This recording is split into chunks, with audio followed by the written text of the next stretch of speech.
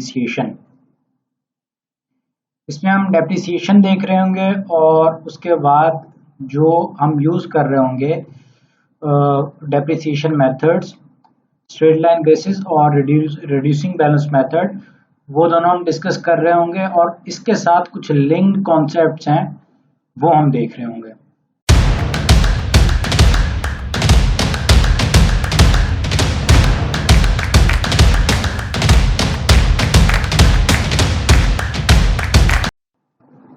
Assalamualaikum guys, this is Daniel Hassan with you with another lecture of Daniel's Education Portal।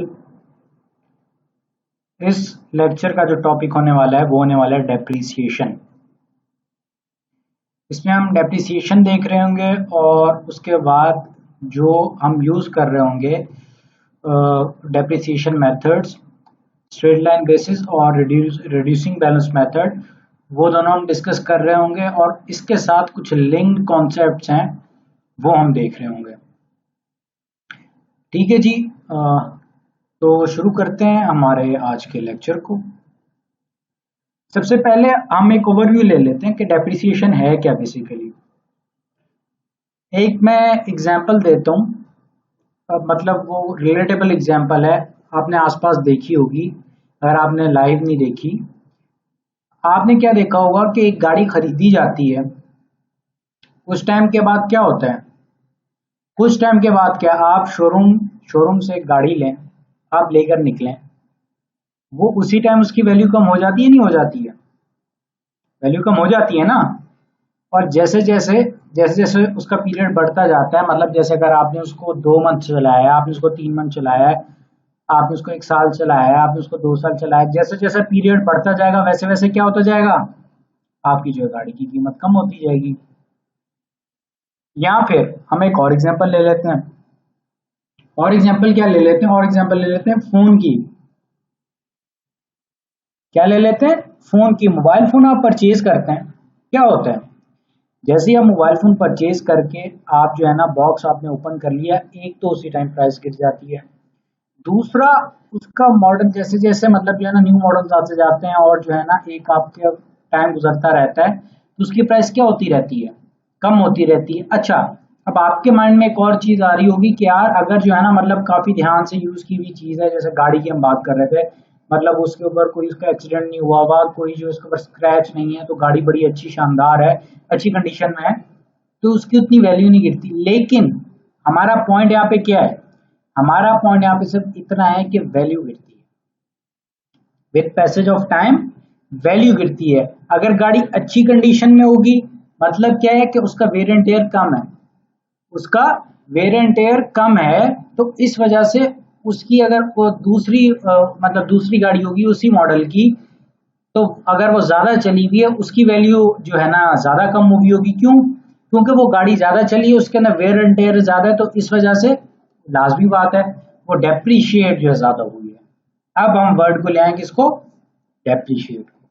तो वही जो है ना डेप्रिसिएशन का मतलब ये है कि वो जो वैल्यू आपकी कम हो रही है ना, हमने 2 एग्जांपल्स ली, एक मोबाइल की और एक आपके लिए उसकी गाड़ी की। अगर हम देखें तो बेसिकली ये उसी चीज की बात हो रही है। किस चीज की बात हो रही है कि भाई with the passage of time, क्या, with the passage of time आपकी चीज की वैल्यू क्या हो रही है, कम हो रही है। और जैसे जैसे वो कम हो रही है, अब हमारे पास कोई रेट है, मतलब हमें पता है किस किस किस स्पीड से कम हो रही है, हमें ये तो नहीं पता ना। हमें अभी तक जो हमने एग्जांपल्स डिस्कस किए हैं उसमें हमें क्या पता है कि भाई वैल्यू कम हो रही है, हमें ये तो नहीं पता ना कैसे कम हो रही है, हर साल कितनी कम हो रही है, हमें इस बारे में तो कुछ भी नहीं पता। अब ये जो डेप्रिसिएशन है आपका जो IAS 16 है, ये आपको क्या बता रहा है, आपका IFRS 16 आपको क्या कहना चाह रहा है कि भाई इसके अंदर जो है जो वो वैल्यू कम हो रही है उसको कैलकुलेट कैसे किया जाएगा, उसको क्या किया जाएगा, उसको कैलकुलेट कैसे किया जाएगा। वो एक रेट पे कम हो रही है, क्या हो रही है, वो एक रेट के मुताबिक कम हो रही है, उसके ऊपर जो है ना वो किसी पीरियड के हिसाब से या किसी परसेंटेज के हिसाब से वो जो है वो वैल्यू डिक्रीज हो रही है। अब वो उस पूरी कैलकुलेशन जो है ना, वो उस पूरी कैलकुलेशन को करना हम इसके अंदर सीख रहे होंगे। ये हमारा जो ओवरव्यू है ना वो कंप्लीट होगा कि भाई हम पढ़ने क्या वाले हैं। ठीक है जी। अब हम आ जाते हैं सबसे पहले कि डेप्रिसिएशन है क्या। International accounting standard 16 IS 16 defines depreciation as the systematic allocation of the depreciable amount of an asset over its useful life। अच्छा जी, सबसे पहले सिस्टमैटिक एलोकेशन का क्या मतलब है। अब यहाँ पे हमारे काम के मैं हाईलाइट कर देता हूँ, हमारे जो काम की चीजें हैं ना वो मैं हाईलाइट कर देता हूँ। इस डेफिनेशन से हम अपनी काम की चीजें निकाल लेते हैं कि भाई हमें डेप्रिसिएशन और अच्छे से समझ आए।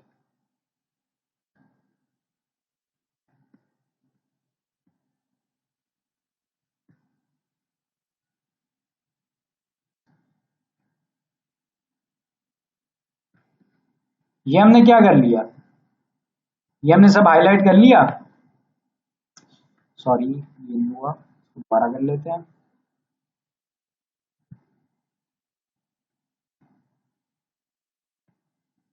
हाँ जी, तो मैंने क्या क्या हाईलाइट किया, एक मैंने हाईलाइट किया systematic allocation, depreciable amount of an asset और यूजफुल लाइफ। अच्छा, इन तीनों को सेपरेटली एक्सप्लेन करने से पहले मैं आपको एक कहानी बता देता हूँ, मतलब कहानी क्या रियलिटी बता देता हूँ। हमारे पाकिस्तान में तो जो है ना 70s और पता नहीं कौन कौन सी गाड़ियां चल रही होती हैं, फॉरेन में भी चलती हैं, ऐसा नहीं है कि वहां के लोग यूज नहीं करते, लेकिन बाय कंपनी जो कंपनीज होती हैं वो हर चीज की एक यूजफुल लाइफ बताती हैं। वो क्या बताती हैं, वो यूजफुल लाइफ बताती हैं कि आप ये जो चीज आप हमसे खरीद रहे हैं इसकी जो लाइफ है, जो एक्चुअल लाइफ है इस चीज की, मतलब जो यूज होनी चाहिए ये चीज वो इतने साल तक होनी चाहिए। उसके बाद क्या है कि कुछ भी हो सकता है, उसके बाद क्या हो सकता है, कुछ भी हो सकता है। इतने टाइम तक तो ये फिर भी जो है ना अपनी सही सालम कंडीशन में रह सकती है, अपनी ओरिजिनल कंडीशन में रह सकती है, लेकिन इसके बाद के टाइम की कोई गारंटी नहीं है। इसका जो यूजफुल पीरियड है वो सिर्फ इतना है। ठीक है जी। अब क्या होता है फिर उसके अंदर, जैसे मैंने अभी कहा कि डेप्रिसिएशन किसके हम अभी हम दो मेथड्स देख रहे होंगे। एक मेथड का नाम है स्ट्रेट लाइन मेथड, दूसरा है रिड्यूसिंग बैलेंस मेथड। जब भी आप कुछ भी खरीदते हैं तो आप डिसाइड करते हैं कि आपने कौन सा मेथड चूज करना है। आपने मतलब आप किस किस तरह से आप जो है ना किसी एक चीज को जो है डेप्रिशिएट करना चाहेंगे, अपनी बुक्स में दिखाना चाहेंगे, क्या करना चाहेंगे, बुक्स में कैसे दिखाना चाहेंगे।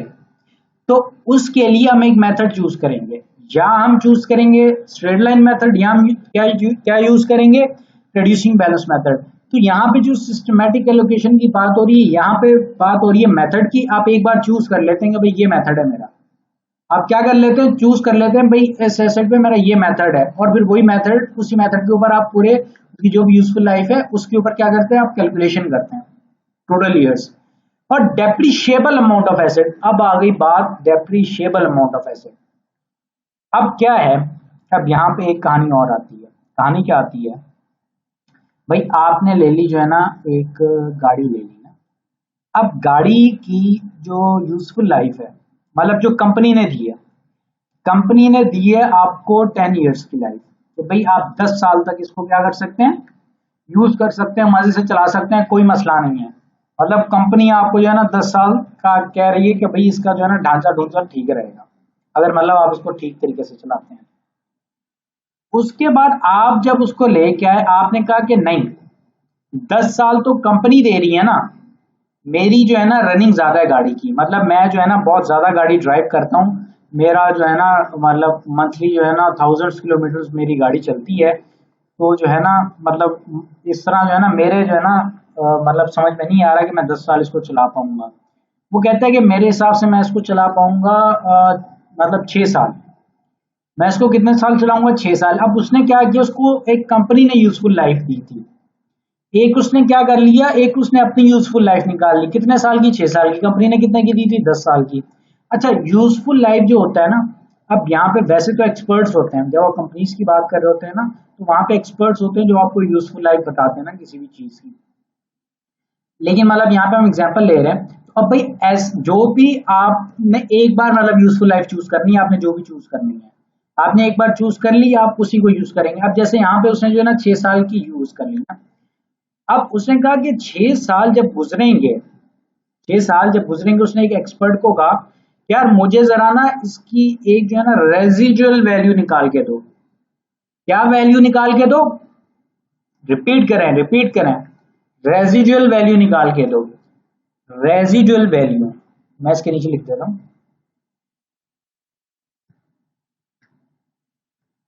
यहां पे लिख देता हूं, actual cost minus residual value. Residual value वो वैल्यू होती है जो वैल्यू मतलब अभी आपको मिल सकती है जब एक यूजफुल लाइफ का पीरियड उसका खत्म होगा ना एक चीज का। इस केस में वो चीज क्या है? इस केस में गाड़ी है और उसकी हमने लाइफ कितनी ले रहे हैं? 6 साल की ले रहे हैं, ठीक है। फॉर एग्जाम्पल हमने गाड़ी निकाली थी, हमने गाड़ी ली थी 20 लाख की ना, 20 लाख की हमने न्यू गाड़ी ली। हम गए एक्सपर्ट के पास के कंपनी ने 10 साल का पीरियड दिया, लेकिन मैं इसको कितने में करवाना चाह रहा हूँ? 6 साल पे करवाना चाह रहा हूँ। आप मुझे इसकी रेजिडुअल वैल्यू निकाल के दें कि मैं जो है ना इसको 6 साल बाद अगर बेचूं तो ये कितने की बिकेगी। क्या हो कि ये कितने की बिकेगी, आपको वो वैल्यू बता दें, ठीक है जी। अब उस वैल्यू को क्या कहते हैं? वो जो वैल्यू रिकग्नाइज होती है, जो value eight the end of the useful life आपके एसेट की जो आपको मिल रही होती है, उसे क्या कहते हैं? Residual value. अब जो पैसे, अच्छा डेप्रिसिएशन को हम एक और तरीके, एक और एंगल से भी देख सकते हैं। वो पैसे मतलब जो आपके इस्तेमाल हो रहे हैं एज एन एक्सपेंस, मतलब वो रिकवर तो नहीं होंगे ना, डेप्रिशिएट हो गई एक चीज। जैसे हम बात कर रहे थे, गाड़ी जब आप लेते हैं, जब आप उसको इतने टाइम बाद बेचेंगे, आप ऐसे थोड़ी कहेंगे कि मैंने 20 लाख की ली थी, मैं तो 20 लाख की दूंगा। कोई लेगा? कोई भी नहीं लेगा, बेशक कितनी अच्छी कंडीशन में क्यों ना हो। तो हमें क्या हो रहा है? एक तरह का लॉस हो रहा है ना, एक तरह का लॉस। हम उसको जो यूज कर रहे हैं, हम जो उसको यूज कर रहे हैं over the period of time, समझ लें वो जो यूजेज है उसकी जो है ना हमें एक्सपेंस पड़ रहा है उसका, ठीक है जी। तो यहाँ पे अब ये जो depreciable amount of an asset की बात कर रहा है ना, अब क्या होगा? एक तो वो कॉस्ट 20 लाख की है। अब फॉर एग्जाम्पल आपको वो कहता है कि अगर जो है ना आप इसको 6 साल के बाद बेचोगे तो गाड़ी जो है ना 5 लाख की बिक जाएगी। कितने की बिक जाएगी? 5 लाख की बिक जाएगी। मतलब 15 लाख रुपए आपके उड़ चुके होंगे। मतलब जो आपने 20 लाख की गाड़ी ली थी, अगर अगर 6 साल का आप यूजफुल लाइफ का पीरियड रख रहे हो उसका कि मैंने 6 साल बाद इसको बेच देना है, तो कितने की बिक रही है? 5 लाख की बिक रही है। तो इसका क्या मतलब हो गया कि 6 साल के पीरियड के अंदर आपके जो जो 15 लाख रुपए वो डेप्रिसिएशन में चले जाएंगे, चले जाएंगे नहीं चले जाएंगे। तो आपकी जो 20 लाख में से डेप्रिशिएबल अमाउंट कितनी है? 15 लाख है कि नहीं है? क्योंकि आपको 5 लाख तो at the end as residual value मिल रहे हैं कि नहीं मिल रहे हैं? मिल रहे हैं ना, है जी, मिल रहे हैं ना। आपको 5 लाख तो at the end as residual value मिल रहे हैं। तो इसका मतलब क्या हो गया? यहाँ पे अब आपको ये चीज समझ में आएगी कि डेप्रिशिएबल अमाउंट का मतलब क्या है, कि जो एक्चुअल कॉस्ट है और उसमें से माइनस कर दें आप रेजिडुअल वैल्यू को, जो अमाउंट बचती है वो अमाउंट डेप्रिशिएट हो ओवर इट्स यूजफुल लाइफ तो हम अभी डिस्कस करके रखे हैं पूरी एग्जांपल, ठीक है जी। आई होप समझ में आ गया होगा आपके। अच्छा, एक डेफिनेशन मैंने और निकाली है। The monetary value of an asset decrease over time due to use, wear and tear or obsolescence. अच्छा देखें, अब आप बात कर सकते हैं कि मैंने एक गाड़ी ली, मैंने 20 लाख की गाड़ी ली, मैंने जाके खड़ी कर दी, मैंने चलाया ही नहीं उसे, मैंने उसे पूरा साल ही नहीं चलाया। मैंने क्या किया? मैंने एक 0 मीटर गाड़ी निकाली, 0 मीटर गाड़ी ली है मैंने, और मैंने ले जाकर उसको खड़ा कर दिया अपने गोडाउन में, और वो वहीं पे खड़ी है पूरे 1 साल तक। मतलब उसने क्या कितना ट्रेवल किया, वो गाड़ी कितना चली है, सिर्फ शोरूम से लेकर उस गोडाउन तक चली है, उसके बाद जो है वो गाड़ी चली नहीं है। अब आप क्या, आप मार्केट में जाके कह सकते हो कि गाड़ी चली नहीं है बिल्कुल, तो मुझे 20 लाख रुपए दे दो, आपकी कोई बात मानेगा? कोई बात मानेगा या नहीं मानेगा? नहीं मानेगा ना। वो कहेगा बेशक बेशक अभी तक इसकी जो है ना आपने यूज ही नहीं की हो, लेकिन ये क्या हो रहा है यहाँ पे, क्या आ रहा है, आपकी ऑब्सलीट हो रही है, एक टेक्नोलॉजी ऑब्सलीट हो रही है। क्या हो रही है? आपकी ऑब्सलीट हो रही है, ये टेक्नोलॉजी ऑब्सलीट हो रही है। बेशक आपने ये यूज नहीं की, यूज नहीं की इस वजह से वेयर एंड टेयर तो नहीं हुआ। क्या हो रहा है इस केस में? है जी, गाड़ी तो यूज नहीं हुई, गाड़ी यूज नहीं हुई, लेकिन मॉडल क्या हो रहा है, ऑब्सलीट हो रहा है, मतलब मॉडल तो पुराना हो रहा है ना। तो क्या हो गया, फिर भी क्या होगा, आपकी डेप्रिशिएट तो होगी ना वैल्यू। अब वही बात की जा रही है कि the monetary value of an asset decreases over time due to use. यहाँ इस्तेमाल की वजह से, जैसे हमने बात की कि जितनी ज्यादा गाड़ी यूज होती होगी उतनी ज्यादा उसकी वैल्यू गिरती है। वेयर एंड टेयर के भाई उसके हालात कैसे हैं, एक्सीडेंट कितनी बार हो चुकी है वो, और ऑब्सोलेंस के भाई उसका मॉडल कौन सा है। This decrease is measured as depreciation. ठीक है जी। अच्छा, अब यहाँ पे ये जो है लिंक्ड आ गया, ये आपका लिंक्ड कॉन्सेप्ट है कि सबसे पहले जो है ना एसेट, हम कहते हैं किसे, हम डेप्रिशिएट किसे करते हैं, हम डेप्रिशिएट करते हैं एसेट को। हम किसे डेप्रिशिएट करते हैं, हम किसे डेप्रिशिएट करते हैं जी। यहाँ पे क्या कह रहा है, किसे डेप्रिशिएट करते हैं हम, एसेट को। तो सबसे पहले तो हमें ये पता होना चाहिए ना कि एसेट होता क्या है जी, है कि नहीं है, ये भी तो पता होना चाहिए ना। तो यहाँ पे आप गौर से सुनिएगा, गौर से समझिएगा। recognition of PPE as asset. The cost of an item of property, plant and equipment is recognized as an asset if and only if it is probable that future economic benefits associated with the item will flow to the entity. मतलब के कोई भी ऐसी चीज जो हमें किसी भी तरह से प्रॉफिट पहुंचाए, क्या पहुंचाए, प्रॉफिट पहुंचाए हमारी कंपनी को, हमारी एंटिटी को, मतलब जिसकी भी अकाउंटिंग हो रही है, सिंपली उस पर्सन को वो फ्यूचर इकोनॉमिक बेनिफिट्स पहुंचाए। जैसे फॉर एग्जांपल, अब आपका जो है ना, आपका जो बिजनेस है वो है रेंटा कार का, है जी, रेंटा कार का बिजनेस है। अब जो आपकी गाड़ी है, अब जो आप गाड़ी ले रहे हैं, गाड़ी से क्या होगा, आप पैसे कमाएंगे ना, ये आपका तो बिजनेस ही है ना रेंटा कार का। तो आप क्या करेंगे, आप क्या करेंगे, आप गाड़ी को किराए पे देंगे ना। तो जब किराए पे देंगे, आपको किराया मिल रहा है, तो एट द एंड क्या हो रहा है, आपको आपको फ्यूचर इकोनॉमिक बेनिफिट्स हो रहे हैं, नहीं हो रहे, हो रहे हैं ना। तो यहाँ पे पहली चीज क्या होगी हमारी, समझ में आ गई कि नहीं आ गई, कि future economic benefits associated with the item will flow to the entity. वो जो किराया मिलेगा वो आपके पास ही आना है ना। And the cost of the item can be measured reliably. अब जो है ना, अब गाड़ी की जो कॉस्ट है वो उसको निकालना कोई मुश्किल काम है या आसान काम है? कितने एक्सपर्ट मिल जाएंगे आपको, बहुत एक्सपर्ट मिल जाएंगे ना इजीली। तो यहाँ पे वही बात की जा रही है कि भाई एक तो आप जो भी आइटम ले रहे हो, सही है, आपने उसको एसेट तब लेना है, सबसे पहली चीज क्या हो, सबसे पहली कंडीशन क्या है कि उससे क्या हो, कंपनी को कोई ना कोई फायदा हो रहा हो, एंटिटी को, पर्सन को, जो भी जो है इन्वॉल्व है उस केस में, वो क्या है, उसे जो है प्रॉफिट हो रहा हो। ठीक है जी, मतलब कोई भी बेनिफिट हो रहा हो, प्रॉफिट गलत वर्ड है, बेनिफिट हो रहा हो, ठीक है जी, और एंटिटी को वो मिल रहा हो। दूसरी क्या चीज है कि उसकी कॉस्ट आसानी से आप जो है ना रिलायबली जो आप क्या कर सकते हैं, उस कॉस्ट को आप देख सकते हैं। ठीक है, मतलब जो है ना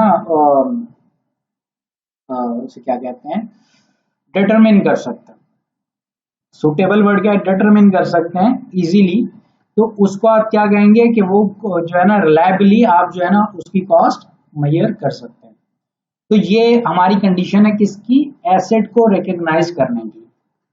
अच्छा, फिर आ जाता है कॉस्ट ऑफ एन एसेट। अब हमने ये देख लिया कि एसेट क्या होता है, तो अब हम देख लें कि भाई उसकी कॉस्ट कैसे जो है ना हम निकालेंगे। An item of property plant and equipment is initially measured as its cost. कोई भी जो आपका जो है ना आइटम होता है पीपीई का, वो क्या होता है, वो किस पे सबसे पहले किया जाता है मेजर, वो कॉस्ट पे किया जाता है। अब कॉस्ट है क्या, कॉस्ट बनती किन चीजों की है, ये भी तो पता हो ना हमें। भाई कॉस्ट में डालना क्या क्या है, हमें जो मतलब जो है जो कोटेशन मिली है, जो हमारे शोरूम ने दी थी हमें कि भाई 20 लाख की गाड़ी है, हम सिर्फ वही डालेंगे, उसके अलावा भी कुछ डालेंगे, है भाई, पता होना चाहिए ना हमें सब। तो अब यहाँ पे वो हमें सब बताएंगे क्या क्या डालना है। सबसे पहली क्या चीज है, इट्स परचेज प्राइस। क्या है, इट्स परचेज प्राइस। सिंपल भाई, जो सबसे पहले कंपनी जिस जिस पैसों पे आपको दे रही है ना, वो जितने पैसों पे दे रही है, एक तो सीधी सीधी वो अमाउंट होगी, including import duties. For example आपने क्या किया, आपने गाड़ी इंपोर्ट करवाई है। अब एक तो क्या होगी, गाड़ी की परचेज प्राइस होगी, दूसरा क्या होगा, आपकी इंपोर्ट ड्यूटीज होंगी, है क्या नहीं है भाई, वो इंपोर्ट करवाने के भी तो पैसे देंगे ना आप, तो वो भी इंक्लूड होगा। फिर कह रहे हैं कि नॉन रिफंडेबल परचेज टैक्सेस। अच्छा, कुछ टैक्सेस होते हैं वो रिफंडेबल होते हैं। वो क्या होते हैं, आप फाइलर हैं, वो रिफंडेबल होते हैं। लेकिन लेकिन लेकिन क्या है कि कुछ ऐसे टैक्सेस होते हैं जो नॉन रिफंडेबल होते हैं, आप फाइलर हो या ना हो, उसे वो इररिस्पेक्टिव होते हैं कि भाई आप फाइलर हैं या नहीं है, वो नॉन रिफंडेबल ही होते हैं। तो यहाँ पे याद रखें, हमारी जो अजम्पशन होगी, अगर अगर क्वेश्चन में एक्सप्लिसिटली नहीं बताया, मतलब कि खुद से नहीं बताया गया कि सामने वाला नॉन फाइलर है, तो हम क्या एज्यूम करेंगे, हम हर क्वेश्चन में यही एज्यूम करेंगे सामने वाला फाइलर है। और और जब तक ये ना लिखा हो, कि टैक्स रिफंडेबल है, तो आप जो है ना उसको एज्यूम नहीं करेंगे कि ये रिफंडेबल है। उनके क्वेश्चन में वो नॉर्मली वो बताएगा, बल्कि नॉर्मली क्या वो आपको बताएगा कि ये रिफंडेबल है, ये नॉन रिफंडेबल है। ठीक है जी। अब वो कह रहे हैं including import duties and non refundable purchase taxes after deducting trade discounts and rebates. अच्छा जी, अब आफ्टर डिडक्टिंग ट्रेड डिस्काउंट आपको कोई जो है ना वो जो है ना डिस्काउंट मिल रहा है, ठीक है जी, आपको जहां से आपने खरीदा वो किसी वजह से आपको जो है ना डिस्काउंट दे रहे हैं। अब जब वो आपको डिस्काउंट दे रहे हैं तो आप क्या करेंगे, आप वो इस सब में से क्या कर रहे होंगे, लेस कर रहे होंगे। और क्या कर रहे होंगे, रिबेट्स। अब रिबेट्स जो है ना, फॉर एग्जांपल अगर आपका जो है ना कोई नॉन रिफंडेबल टैक्स था, वो आपको वो वो वैसे नॉन रिफंडेबल है, लेकिन जो है ना अचानक जो है ना वो आपकी जो है ना एक पॉलिसी आ गई हुकूमत की तरफ से, भाई जो है ना हम इन गाड़ियों की इंपोर्ट को फरोग देना चाहते हैं, जैसे फॉर एग्जाम्पल इलेक्ट्रिक कार्स कह सकते हैं, और उसको फरोग देना चाहते हैं, इस वजह से जो है ना हम ये जो है ना हाफ जो है ना वो आपको रिफंड होगा, हाफ रिफंड नहीं होगा। तो जो जो रिफंडेबल हो जाएगा तो आप क्या कर लेंगे, उसको सिंपली आप उतनी अमाउंट को क्या कर देंगे, उसमें से जो है वो लेस कर देंगे, वो आपकी कॉस्ट का हिस्सा नहीं रहा ना, कि जब आपको वो दोबारा मिल जाएंगे पैसे। और इस तरह जो ट्रेड डिस्काउंट है वो भी बेसिकली आप पे नहीं कर रहे हैं, तो वो तो आपका डिस्काउंट हो गया ना, तो वो भी लेस हो जाएगा। Any cost directly attributable to bringing the asset to the location and condition necessary for it to be capable of operating in the manner intended by the management। अब पूरे पैराग्राफ को मैं एक मिसाल से समझता हूँ। फॉर एग्जाम्पल एक कोई मशीनरी है, अब आप लगा रहे हैं कोई प्लांट। अब प्लांट आपने इंपोर्ट किया, उसकी इंपोर्ट ड्यूटीज पे की, आपकी एक परचेज प्राइस थी, और जो नॉन रिफंडेबल टैक्सेस थे वो सब ऐड कर लिए। अब उसके बाद क्या होगा, आप क्या करेंगे, आप उसको पोर्ट पे पड़े रहने देंगे? क्या पोर्ट पे पड़े पड़े वो आपके प्लांट का काम करने लग जाएगी? नहीं करेगी ना। आपको क्या करना पड़ेगा? प्लांट पे लाना पड़ेगा। क्या करना पड़ेगा? प्लांट पे लाना पड़ेगा। प्लांट पे लाने के लिए आप क्या करेंगे? प्लांट पे लाने के लिए आप क्या करेंगे? आप किसी ट्रक को हायर करेंगे ना। तो ट्रक को कहेंगे, ट्रक वाले को कहेंगे ये मेरा जो है ना ये सामान है, ये कहाँ पे पहुंचा दो? मेरे प्लांट पे पहुंचा दो। अब अगर आप उस ट्रक को हायर ना करें, आप उस ट्रक को पे ना करें, तो क्या आप वो जो प्लांट है उससे जो आप काम लेना चाहे आप ले सकते हैं या नहीं ले सकते? नहीं ले सकते ना। तो वो जो कॉस्ट है आपकी, जो आप पैसे पे करेंगे ट्रक वाले को, किसके लिए? उस एसेट को, उस प्लांट को, उस मशीनरी को प्लांट तक पहुंचाने के लिए, वो भी क्या होगा? वो भी आपकी कॉस्ट का हिस्सा बनेगा। क्योंकि ये बड़ी इंपॉर्टेंट चीज है। देखिए ये लाइन बड़ी इंपॉर्टेंट है।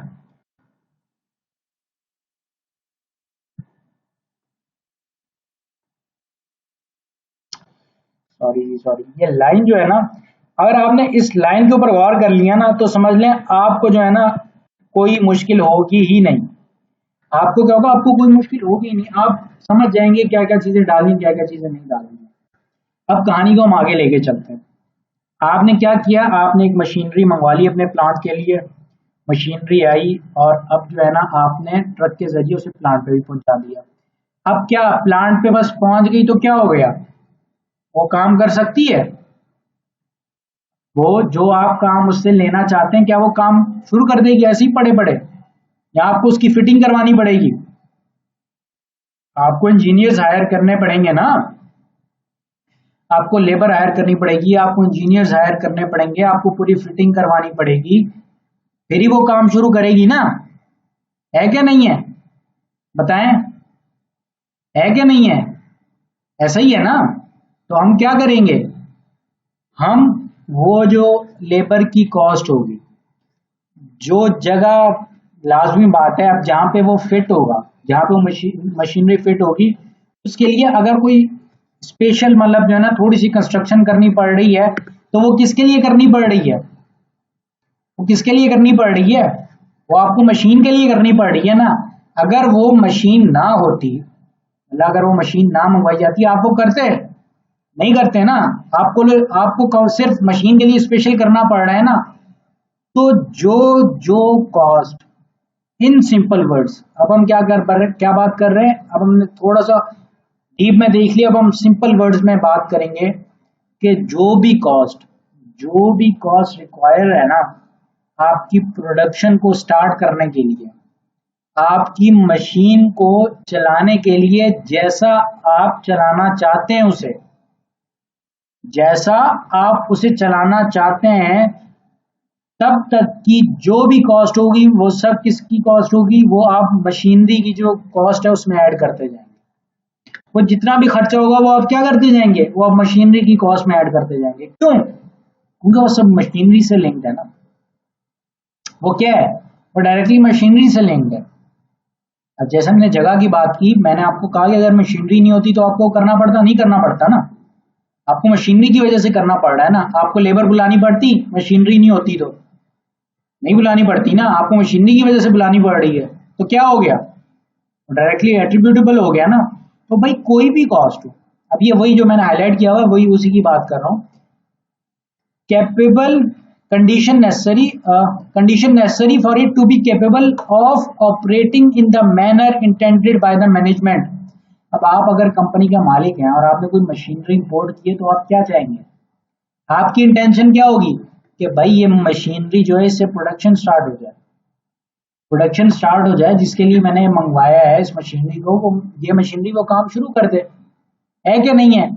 और उसके लिए आपके माइंड में जगह भी होगी कि भाई इस जगह पे मशीनरी फिट हो और इस तरह ये काम कर रही हो।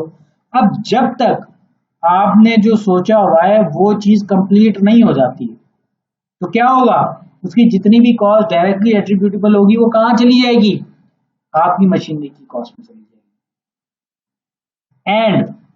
एंड अभी खत्म नहीं हुई cost. The estimated cost of dismantling and removing the item and restoring the site on which it is located unless those costs relate to inventories produced during that period। अच्छा भाई वो कह रहे हैं कि आपकी जो कॉस्ट है ना, कॉस्ट ऑफ डिसमेंटलिंग, अच्छा इसको हम जो है ना उसी स्टोरी से समझेंगे।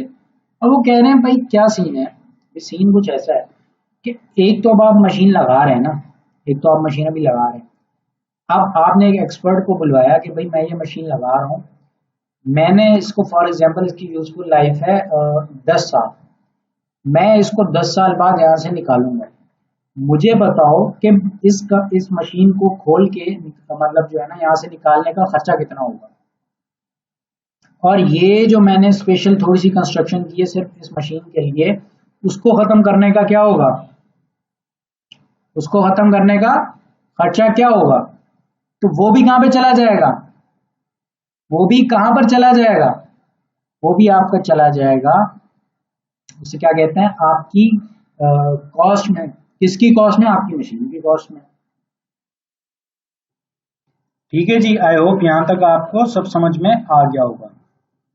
अच्छा जी, अब हमारे आ जाते हैं मेथड्स फॉर कैलकुलेशन। जो मैंने कहा था कि दो मेथड्स हम देख रहे होंगे, एक स्ट्रेट लाइन मेथड है और एक रिड्यूसिंग बैलेंस मेथड है। अभी हम क्या देख रहे होंगे, सिर्फ इनके फॉर्मूलाज देख रहे होंगे। इनका फॉर्मूला क्या है आपका स्ट्रेट लाइन मेथड का, सिंपली आप क्या करते हैं कि टोटल वैल्यू ऑफ एसेट देखते हैं, उसमें से माइनस कर देते हैं रेसिडुअल वैल्यू को, और डिवाइड कर देते हैं कि जितनी भी आपने यूजफुल लाइफ उसकी डिटरमाइन की है या आपने किससे डिटरमाइन करवाई है, आप वो सिंपली वो ले लेते हैं।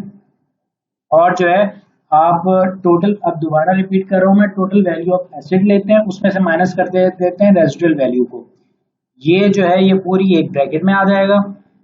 और फिर आप उसको किससे डिवाइड कर देते हैं, आप उसको डिवाइड कर देते हैं जो भी यूजफुल लाइफ आपने ली है। और ये आप हर साल करते रहते हैं, तब तक करते हैं जब तक आपका जो है ना वो यूजफुल लाइफ का पीरियड खत्म नहीं हो जाता। ठीक है जी।